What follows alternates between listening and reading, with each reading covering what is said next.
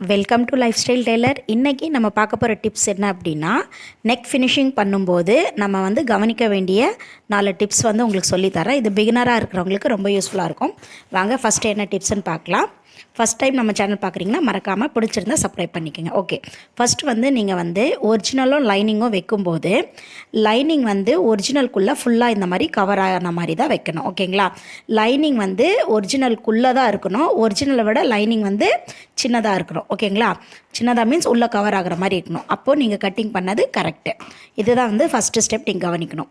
Second step வைக்கும்போது பார்த்தீங்க அப்படின்னா, ஸ்டிச் இப்போ போட ஸ்டார்ட் பண்ணும்போது குதிரை எடை நம்ம ஸ்டிச் பண்ணுறோம் இல்லையா, அந்த குதிரை அதை வந்து நீங்கள் வந்து கண்ணில் ஒரு அப்படியே பார்த்துட்டே நீங்கள் வந்து ஸ்டிச் போடணும். ஓகேங்களா, இப்போ பாருங்கள் நான் போடுறேன் பாருங்கள். கரெக்டாக அந்த ஸ்ட்ரைட்னா ஸ்ட்ரைட்டு உங்கள் மனசுக்குள்ளே வந்து அந்த ஸ்ட்ரைட் லைன் வந்து உங்களுக்கு தெரியணும். ஓகேங்களா, இந்த மாதிரி போட்டுட்டு வாங்க. நெக்ஸ்ட் ஸ்டெப் என்ன அப்படின்னா, இந்த மாதிரி கார்னர் வரும்போது கரெக்டாக ஊசி குத்து கொண்டு வந்து அந்த கார்னர் கிட்ட, இப்போ நான் உங்களுக்கு மெதுவாக காட்டுற பாருங்கள், அந்த கார்னர்கிட்ட ஊசி இறக்கிட்டு அப்புறமா தான் நீங்கள் திருப்பணும்.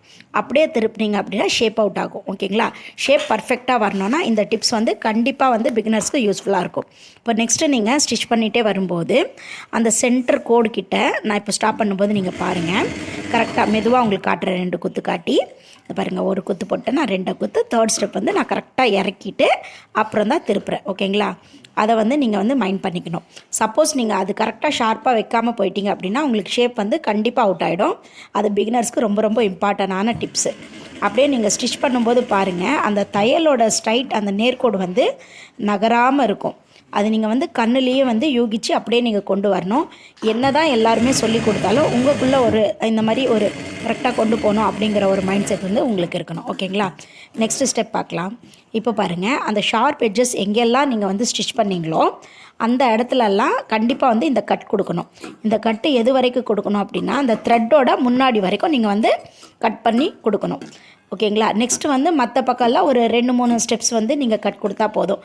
ஏன் நம்ம இந்த கட் கொடுக்குறோம் அப்படின்னா, நீங்கள் திருப்பும்போது அதோட திரும்பி கரெக்டாக நிற்கிற கிளாத் வந்து பர்ஃபெக்டாக நிற்கும். நீங்கள் கட் கொடுக்காம திருப்பினீங்கன்னா கண்டிப்பாக அந்த ஷேப் வந்து வரவே வராது.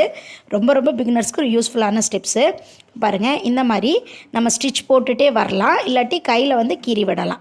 நான் இப்போ அது 2மே பண்ண போகிறதில்ல, ஜஸ்ட் உங்களுக்காக காட்டுறேன். இப்போ வந்து நான் அப்படியே திருப்பி தான் மடித்து அடிக்க போகிறேன். இது வந்து நான் நிறைய வீடியோஸில் காட்டியிருக்கேன். இனி வந்து இந்த மாதிரி கீறி விடாமல் நம்ம அப்படியே வந்து கையில் உள்ளே கொடுத்து எப்படி அடிக்கிறதுன்னு நான் இப்போ காட்டுறேன் உங்களுக்கு. இந்த மாதிரி கீறி விட்ட வீடியோஸ் வேணும் அப்படின்னா நீங்கள் முன்னாடி நான் போட்ட வீடியோஸ் பார்த்தீங்கன்னா கண்டிப்பாக உங்களுக்கு யூஸ்ஃபுல்லாக இருக்கும். இப்போ பாருங்கள், இதை வந்து நம்ம கரெக்டாக இப்படி எடுத்து போட்டுட்டு அப்படியே வந்து ஒரு ஸ்டிச் போட்டுகிட்டே வரணும். இந்த ஸ்டிச் போடும்போது நீங்கள் என்ன கவனிக்கணும் அப்படின்னா, ஊசி எடைன்னு சொல்கிறோம் இல்லையா, மைல்டாக, அதாவது 1 mm தான் உங்களுக்கு இந்த கேப் இருக்கணும். அதுதான் வந்து ஊசி எடை. அந்த மாதிரி கரெக்டாக இந்த மாதிரி வச்சுட்டு லைனிங் உள்ள விரல்லேருந்து தள்ளி வச்சு அப்படியே நீங்கள் ஊசி எடை போட்டுகிட்டே வரணும். ஓகேங்களா, இதுதான் வந்து ஊசி எடை அப்படின்னு சொல்கிறது. இது போடுறதுக்கு முன்னாடி இந்த மாதிரி விரல் கொடுத்து நீங்கள் அமுத்தி பிடிச்சிட்டு வரணும். ஆனால் எந்த காரணத்தை கொண்டும் நீங்கள் வந்து கிளாத்தை இழுக்கவே கூடாது. ஓகேங்களா, நீங்கள் வந்து லைனிங்கும் சரி ஒரிஜினலும் சரி இந்த மாதிரி தைச்சிட்டே வரும்போது இழுக்காமல் நீங்கள் ஸ்டிச் பண்ணணும்.